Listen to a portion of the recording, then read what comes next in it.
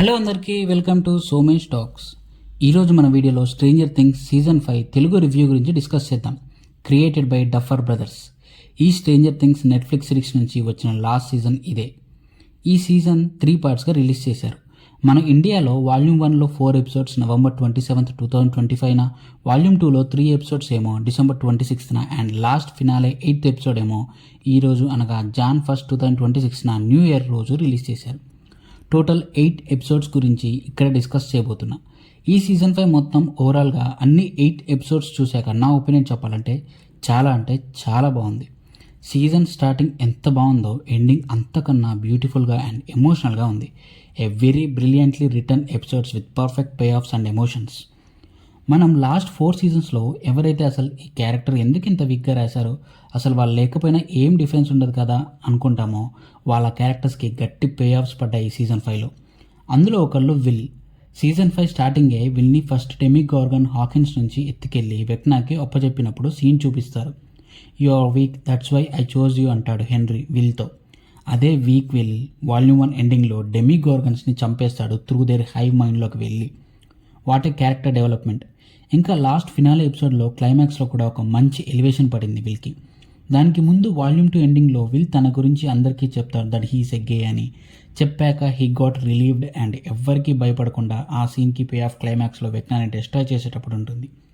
అలాగే ఖాళీ క్యారెక్టర్. అసలు తను 11ని సాక్రిఫైస్ చేయమని ఇన్ఫ్లుయెన్స్ చేస్తుంటే కోపం వచ్చేది. బట్ తన క్యారెక్టర్కి క్లైమాక్స్లో ఇచ్చిన పే ఆఫ్ వేరే లెవెల్. అసలు చాలా మంచి ఎండింగ్ ఇచ్చారు తన క్యారెక్టర్కి. అసలు తనని ఫస్ట్ నుంచి ఇందుకే ఉంచారేమో అనిపించింది. డెస్టిన్ అండ్ స్టీవ్ రిలేటెడ్ ఒక సీన్ ఉంటుంది, very emotional scene. What a great friendship అనిపిస్తుంది. వాల్యూమ్ 1 అయితే చాలా రేసీగా మంచి ఎలివేషన్ అండ్ స్టఫ్తో వెళ్ళిపోతుంది.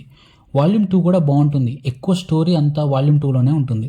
About henry, upside down, warm whole, abyss.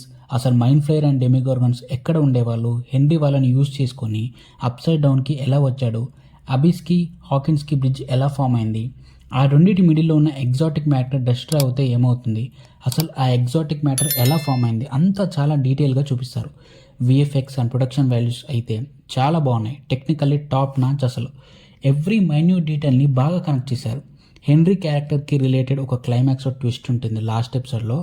అసలు హెన్రీకి పవర్స్ ఎలా వచ్చాయని మ్యాడ్. అసలు నాకైతే ఫ్యూజ్ అవుట్ అయ్యా ఆ ట్విస్ట్ చూసి.